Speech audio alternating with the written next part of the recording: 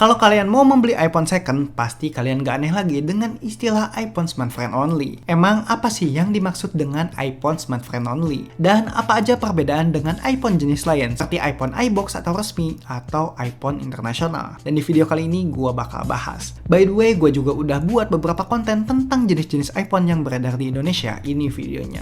Sampai gue juga buat gimana caranya mengidentifikasi serial number pada iPhone. Ini videonya.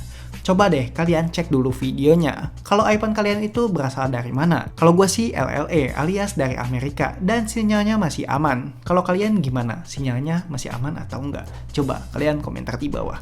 Kalau kalian pergi ke marketplace, mau itu di Shopee, Facebook, atau nggak di OLX, pasti ada aja seller yang menjual iPhone dengan harga murah, tapi embel-embelnya itu Smart Friend Only. Emang iPhone itu beneran banding dari Smart Friend atau bukan ya? Sebenarnya udah gak aneh lagi, bundling iPhone yang ada di Indonesia itu biasanya diinisiasi resmi oleh operator. Sampai beberapa iPhone dengan asal negara yang sama, itu biasanya ada perbedaan di serial numbernya. Seperti PA/A untuk XL, IDA untuk Telkomsel, dan FEA untuk Indosat. Dan bundling ini sebenarnya berlaku untuk iPhone keluaran terbaru saja, bukan untuk iPhone bekas. Sebenarnya kalau iPhone kalian udah resmi, mau pakai kartu apapun di iPhone dengan kode manapun, pasti itu bakal tetap nyala karena udah terdaftar emailnya di Kemenperin. Sama dengan iPhone X internasional, selama jalur masuknya itu yang resmi, email dan sinyal kalian itu pasti aman. Berbeda nih dengan iPhone yang berlabel Smart Friend Only. Kalau gue baca di detik.com, label Smart Friend Only itu hanyalah gimmick dari seller agar iPhone-nya bisa dijual leluasa dan menjamin kalau pakai kartu Smart Friend itu bakal nyala handphonenya dan sinyalnya bakal aman. Biasanya iPhone Smart Friend Only berasal dari internasional selain Indonesia, itu bisa dari Amerika, Jepang, atau negara lain. Biasanya handphone-handphone ilegal gitu ya. Dan kebetulan aja yang belum terregistrasi emailnya tapi bisa aktif kalau pakai Smart Friend.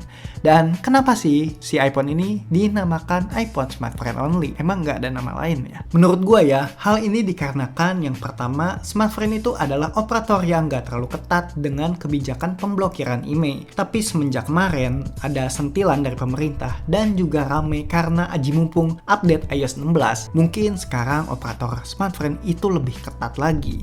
Coba deh, buat kalian yang pakai Smart Friend, sinyal masih aman atau enggak? Komentar di bawah coba. Yang kedua, udah nggak terlalu ketat aturannya. Smart Friend juga adalah operator pertama yang menggunakan eSIM di Indonesia untuk iPhone. Jadi misalkan kita pakai Smart Friend, kita bisa meregistrasi atau mengaktifkan kartu hanya dengan elektronik SIM aja. Tapi buat sekarang ada operator Indosat yang udah bermain di eSIM. Jadi udah mah aturan yang nggak ketat tentang pemblokiran email, registrasinya pun cukup mudah untuk eSIM. Jadi nggak usah pakai SIM fisik, itu udah aktif. Jadi Smart Friend bisa ngambil untung di situ.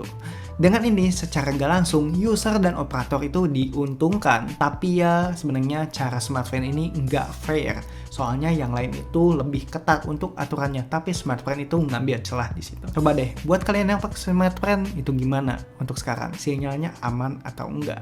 Lalu ada pertanyaan nih, apakah iPhone yang pakai Smart Friend Only itu aman atau enggak? Menurut gua, yang pertama, kalau kalian kebetulan menggunakan iPhone X internasional dan kebetulan juga menggunakan Smart Friend dan gak ada kendala apapun di sinyal, itu artinya kalian masih aman. Biar lebih aman lagi dari pemblokiran sinyal, lebih baik kalian gak usah update iOS. Kalau kalian udah nyentuh iOS apalagi yang versi 16, biasanya ada ancaman gak aman, sinyalnya itu bakal hilang. Coba kalian yang punya pengalaman di situ, komentar di bawah. Yang kedua, membeli iPhone Smart Friend Only sama aja kalian membeli unit iPhone internasional. Dan membeli unit internasional itu sebenarnya ada dua jalan. Yang pertama, kalian membayar resmi ke bea cukai atau yang ilegal. Coba kalian yang mana? Kalau belum terdaftar emailnya alias ilegal, artinya ya kalian harus membayar dulu pajaknya ke bea cukai biar emailnya itu terdaftar. Jadi lebih baik yang mana nih beli iPhone-nya? Mau yang internasional atau yang Smart Friend? Sebenarnya kedua iPhone tersebut sama aja. Tapi kalau kalian beli Smart Friend Only, ya gue saranin ya, kalian nggak usah gunain handphonenya itu sebagai daily driver. Soalnya ya ada ancaman sinyalnya itu nggak akan ada atau hilang. Kalau nggak masalah dengan sinyal, kalian nggak keberatan dengan WiFi only yang iPhone, menurut gue membeli iPhone X internasional atau nggak iPhone Smart Friend Only itu nggak masalah. Apalagi kalau kebetulan kalian membeli iPhone X internasional atau Smart Friend tapi sinyalnya itu aman. Intinya kalau iPhone ini jangan gunakan sebagai daily driver, dan yang kedua jangan update iOS-nya biar kalian itu lebih aman lagi. Tapi kalau kalian udah terlanjur beli unitnya, kalian bisa registrasiin iPhone-nya ke Bea Cukai. Tutorialnya udah banyak beredar di internet. Coba kalian cek dulu. Mungkin segitu aja video yang bisa gue sampaikan. Semoga bermanfaat cuy.